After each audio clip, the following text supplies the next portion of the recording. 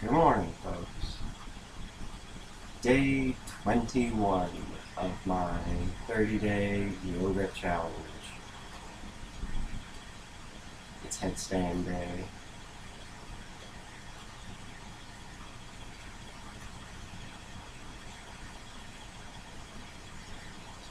I think you guys know what's going to happen.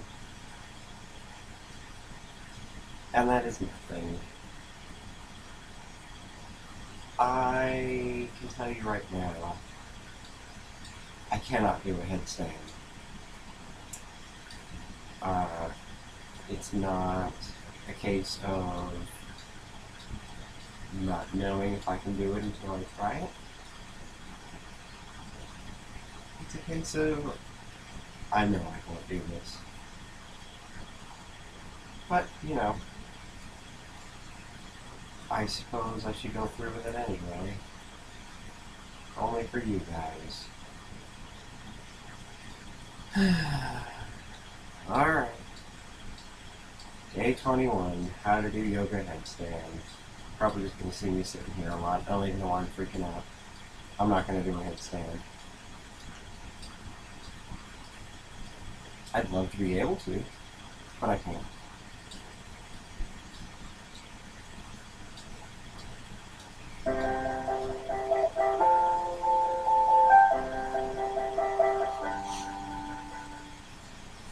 Hey guys, welcome back for day 21 of the New Yoga 30-day yoga challenge with me, Erin Watts. So today is the day that all of you have been waiting for. We're going to be tackling headstands. So don't worry, I know that's not super intimidating. Oh gosh, she's even wearing a shirt that has writing that's upside down that says Defy Gravity. So you can only read it when she's doing a headstand. To follow in order to get yourself there. So we're going to be in a down dog. Oh, of course we are. Okay, so we're going to start in down dog. So lean onto the hands, tuck the shins under, and find downward facing. Keep that leg like 50 times. You're going to hold here for a little while. A little. Not too long, but a few breaths. So what I want you to do, just to kind of warm up the backs of your legs, one of the things that I think is really important for coming up into a headstand is flexibility in the backs of your legs, because it really helps your range of motion when you're pressing up. Well, so, I am not flexible anywhere, so... Touching the floor. And if that's the case, I want you to bend the right knee deeply and press the left heel all the way down. So try to get it as close to the floor as you can. So you're pushing really strongly into both palms, relaxing the head and the neck. And just feel that stretch down the back. There's absolutely no scenario in which I can put my heel to the floor. Breathe, try to relax the neck, relax the shoulders.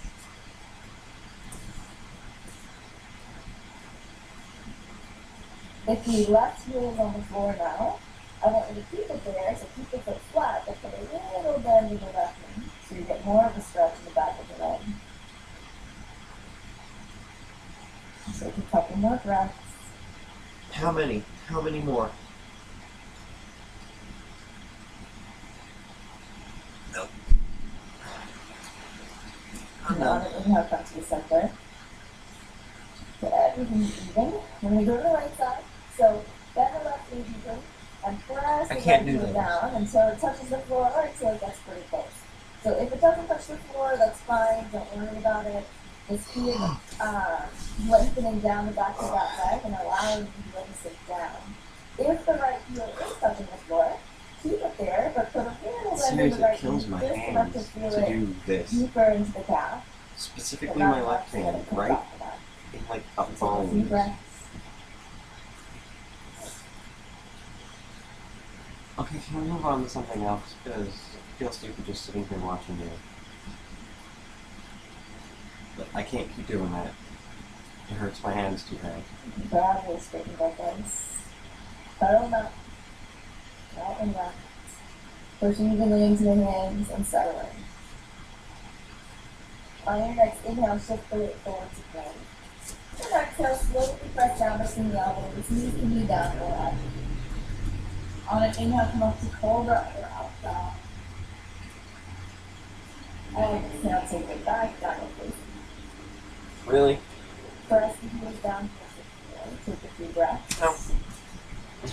She's doing downward dog again. This is going to be like yesterday, where she just keeps going to plank and then cobra and then downward dog over and over again. Take the left foot all the way up to the hand. Drop the right knee down. and sit your hips down. So just let the hips be really heavy. You can let the arms relax, or if you want, you can take them up overhead. Either way, let that right hip get nice and heavy. Relaxing the right leg, letting the hips drop down. She's actually not doing this exactly. She's got her hands up, but I can't do that. I can't even do this properly. She's got things way more stretched out than I do. On an exhale, take both hands to the inside of the left foot. You can just lean on the hands here if you want to. If you do need a little bit more, remember you can always drop down to the floor. So keep the back nice and flat, keep glutes and sternum forward. So try not to let the chest cave in. You don't want to collapse the upper body, keep reaching forward. Take a couple breaths here. Nope. Just allow the hips to soften. Especially that right leg. Relax the top of the right leg. Let me up. Let me up now. And grab and start pressing your hands. Let both hands frame that left foot, so walk the left foot back to the center. No. And step back to stand up. No. Lifting the tailbone high, pedal out the legs a couple times if you want. And then go ahead and step the right foot forward as well. So the left knee drops down. You can either rest the hands on the right thigh and just lift the chest straight up, or you can stretch the arms up, let the tailbone drop down, keep softening that left leg. Find one point to focus on. Breathe.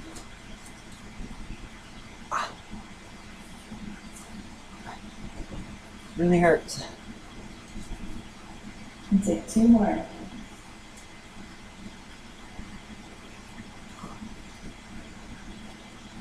And with that last exhale, take both hands down to the inside of your right foot. So remember your options. First, make sure that right knee is over the ankle or over the toes. And you can definitely stay here, but if you want a little more, you can come down for yourself. the arms. Make sure you don't creep the chest in. Keep reaching the sternum forward, letting the left hip drop.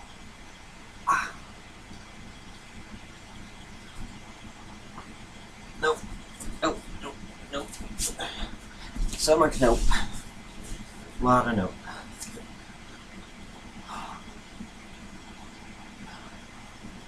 How about I just sit in a comfortable position with my eyes closed while the video runs?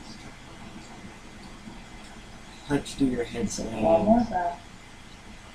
And I'll just be chilling out here. Sound good? Here. And gradually press onto the hands. Walk the right toes forward so that everything faces in front of you. Frame the foot, step up and back, downward facing dog. Pedal out the legs a few times again.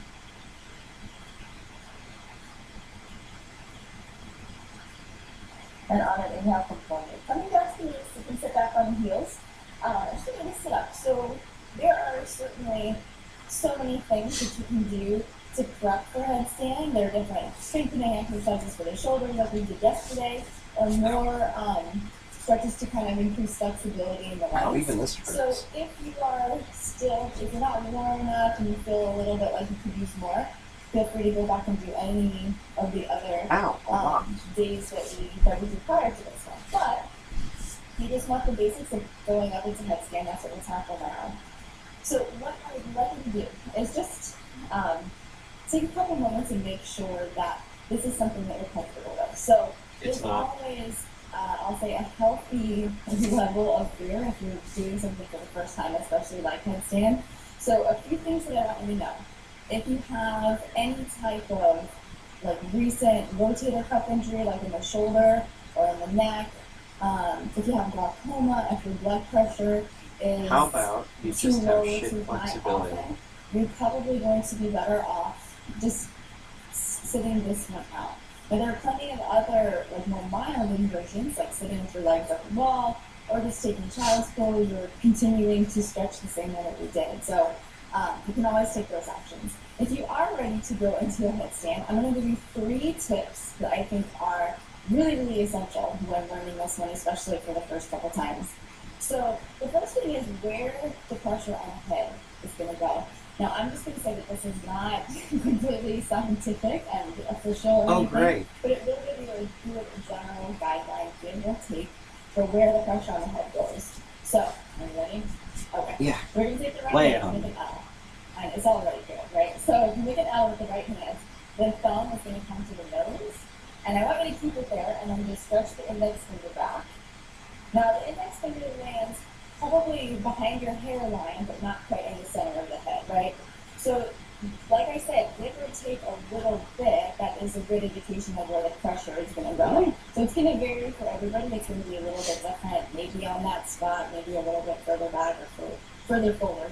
So that's how the pressure is going to go. The next thing that you want to keep in mind is where the elbow is going.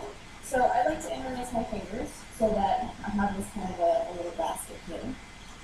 And we'll come down. So once the fingers are interlaced, you're going to bring that area of the head down, the one that you found earlier, and then instead of just collapsing the chest forward, I know it's tempting because you want to lean on the head, but instead of just leaning on the front of the head, I want you to push into the forearms and activate the shoulders so that the shoulder blades kind of slide down the back. So that there's very little pressure in the head. So I barely have any pressure on the front of my head. So that's what the If I were to try this, I would break my damn neck. Tuck the toes under and start to walk the feet in as close Definitely as you can. can't do that. It's going to feel like you're going to tip over. Kind of the point. So if your legs are pretty flexible, you can take one up, maybe just float the other up. And if you hit the wall or the door that you're in front of, that's okay. Energizing through both feet. Wow, If cheese your up. legs are not that flexible, I want you to avoid heaving your body up into the air, so don't need to jump really hard into that stand. Yeah, I would have to You heat. don't want to roll the neck. So if your legs aren't super flexible and you can't just step up into it, you can tuck your knees into the chest. Think like a little cannonball. So keeping in that same position, you can walk the feet in really close and just take the feet in. Yeah, I can't do that either. Really close, and then maybe stretching them up. For you guys, I will try. I will not So succeed. once you step down from wherever you are, Okay. you can find child's pose. So feet together, knees wide, walk the arms up, relax the head down. So anytime you come down from the inversion or tension or anything else, the really good idea is to take a rest. I am going to hurt myself. I am going to hurt myself so You bad. can hold your headstand for as long as you want, so don't feel like you have to come down right away. Take a couple breaths here.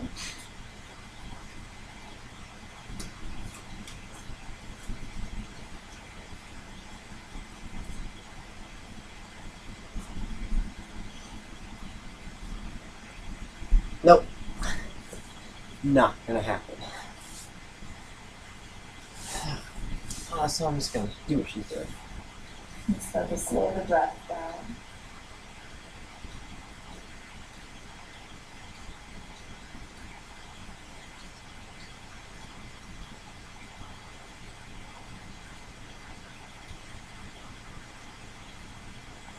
Gradually walk the hands back in, finding a comfortable seat.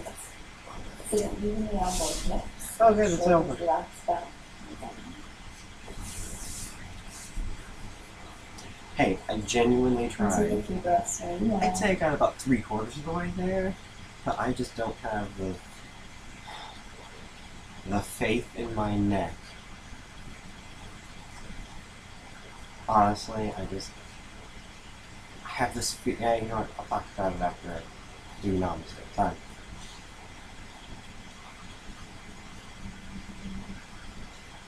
On an inhale, sweep the arms up overhead. Bringing the palms together, exhale the hands right onto the heart center, sealing in your practice.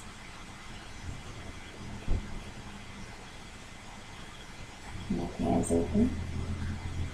Namaste. Namaste. Thank you guys so much for joining me today. I hope that was fun. Come on back tomorrow. We're actually going to be doing something restorative again. So something a little bit calmer to kind of ease us into the rest of the week. You get your daily yoga at dgyoga.com and be sure to follow me on Facebook. As always. Okay. I have always had this overwhelming fear of like breaking my neck. I've never been able to do like somersaults or anything like that because ever since I was little, I've just had this fear that I would somehow freeze halfway through, right when I'm upside down, think of crashing down, and snap my neck. So it's sort of, I don't know, I instinctively don't invert myself, like, ever, and I kind of freak out when I am inverted. So I suppose it's entirely possible that I'm physically capable of doing a headstand even right now, but like psychologically, I can't. I can't do it. If I had someone here to like balance me, to hold me up while I did it, they could probably do that and then let go, and I would be okay.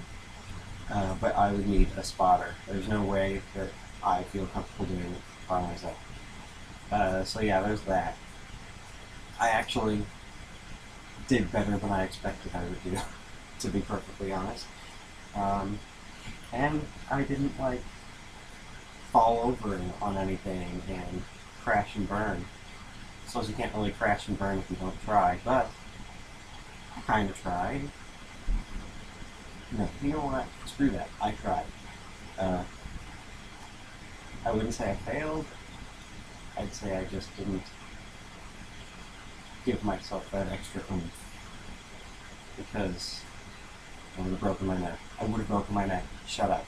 I would have broken my neck. My neck would have been snapped. You would have watched it. You would have watched me paralyze myself or die on camera. And that would have been awkward. Actually, what would have been more awkward would be having the video uploaded after the accident, because I wouldn't have done it, so who would have done it? That would be weird. I'm rambling. I do that. Okay. Tomorrow looks like a mostly lay down day, so that'll be fun.